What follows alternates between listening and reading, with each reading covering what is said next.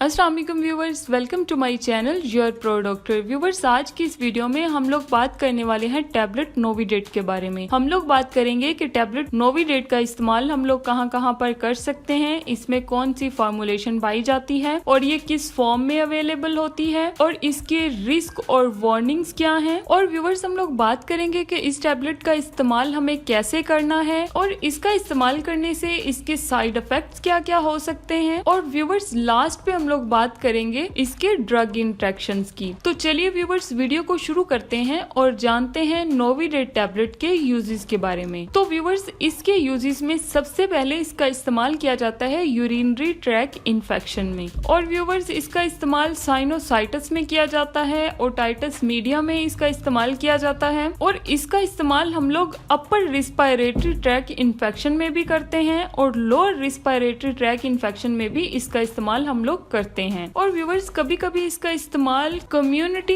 Acquired pneumonia में भी इसका इस्तेमाल किया जाता है। और व्यूवर्स, इसका इस्तेमाल हम लोग सल्मोनेलोसिस में इसका इस्तेमाल करते हैं। और व्यूवर्स, हमारे मुंह में यानी ओरल कैविटी में छाले बन जाते हैं, इन्फेक्शन हो जाता है, तो उस सूरत में भी हम लोग नोविडेट टैबलेट का इस्तेमाल कर सकते हैं। और व्यूवर्स, इसका इस्तेमाल मेनिंजाइटिस में किया जाता है। एच पायलोरी इन्फेक्शन में भी इसका इस्तेमाल किया जाता है। एच पायलोरी क्या होता है? एच पायलोरी जो इन्फेक्शन होता है ये हमारे मैदे में होता है। तो अगर एच पायलोरी इन्फेक्शन हो जाता है तो ऐसी कंडीशन में हम लोग नोविडेट टैबलेट का इस्तेमाल करते हैं। और स्किन इन्फेक्शंस में नोविडेट टैबलेट का इस्तेमाल किया जाता है। टाइफाइड फीवर में इसका इस्तेमाल किया जाता है। पैराथायराइड फीवर में भी नोविडेट टैबलेट का इस्तेमाल किया जाता है। और नेक्स्ट व्यूवर्स, हम लोग इसका इस्तेमाल करते हैं प्रोस्टेटिक जॉइंट्स इन्फेक्शन में। टॉन्सिलाइटिस में भी इसका इस्तेमाल किया जाता है। फेरेंजाइटिस में भी इसका इस्तेमाल हम लोग कर सकते हैं। सिस्टाइटिस में इसका इस्तेमाल कर सकते हैं। यूरिथ्राइटिस में भी इसका इस्तेमाल हम लोग कर सकते हैं।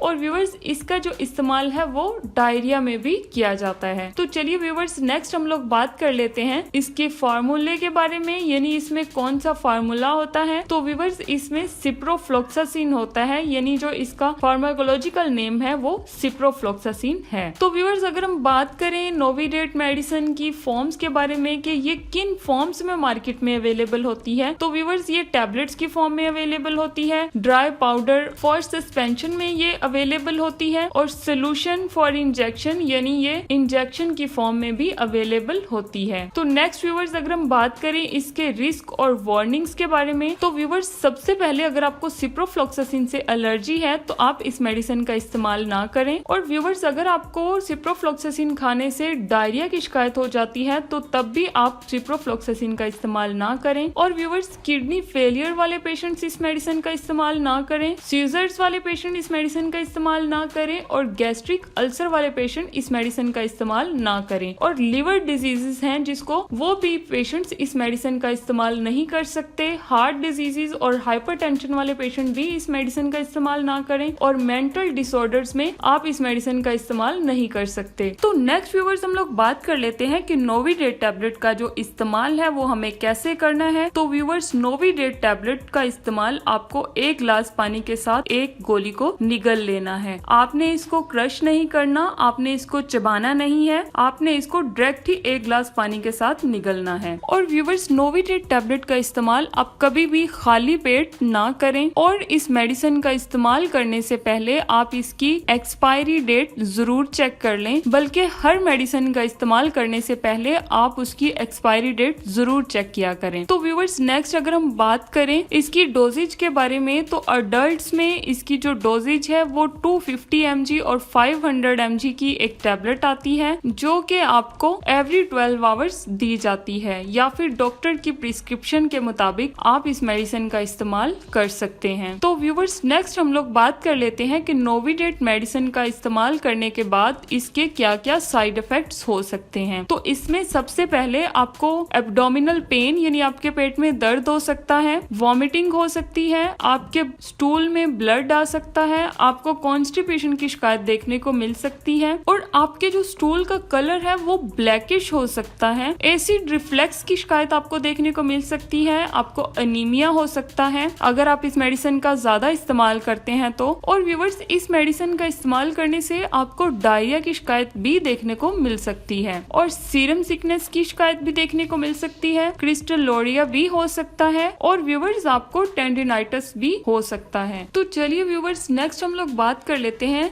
नोविडेट टैबलेट के ड्रग इंटरेक्शंस की। तो इसके ड्रग इंटरेक्शंस में सबसे पहले व्यूवर्स आपको एलोपोइनोल टैबलेट्स के साथ इस मेडिसिन का इस्तेमाल नहीं करना है। और व्यूवर्स, अगर आप लोग ओरल बर्थ कंट्रोल पिल्स ले रहे हैं, यानी एस्ट्रोजन और प्रोजेस्टेरोन का इस्तेमाल आप लोग कर रहे हैं पर ओरल, तो आप नोविडेट टैबलेट का इस्तेमाल नहीं कर सकते। और व्यूवर्स, आप नोविडेट टैबलेट्स का इस्तेमाल टेट्रासाइक्लिन्स और सल्फोनामाइड्स एंटीबायोटिक के साथ नहीं कर सकते। और भी व्यूवर्स बहुत सारी एंटीबायोटिक्स होती हैं जिसका इस्तेमाल आप लोग नोविडेट एंटीबायोटिक के साथ नहीं कर सकते। इसीलिए व्यूवर्स, किसी भी मेडिसिन का इस्तेमाल करने से पहले आप अपने डॉक्टर या फार्मासिस्ट से कंसल्ट जरूर कर लें ताकि आपको किसी भी किस्म का कोई भी प्रॉब्लम ना हो। लास्ट पे व्यूवर्स, इसकी स्टोरेज कंडीशंस के बारे में अगर हम बात करें तो आप इस मेडिसिन को बच्चों की पहुंच से दूर रखें और रूम टेम्परेचर पे आप इस मेडिसिन को रख सकते हैं। और व्यूवर्स, सनलाइट या डायरेक्ट हीट में आप इस मेडिसिन को ना रखें। तो इसी के साथ ही व्यूवर्स वीडियो को खत्म करते हैं। अगर आपको वीडियो अच्छी लगी हो, इंफॉर्मेटिव लगी हो या आपको इससे कुछ भी सीखने को मिला हो तो प्लीज हमारे चैनल योर प्रो डॉक्टर को जरूर सब्सक्राइब करें और बेल आइकॉन को प्रेस करें ताकि मेरी हर नई आने वाली वीडियो आप तक बआसानी पहुंच सके। वीडियो को अगर आपने एंड तक देखा है तो बहुत शुक्रिया।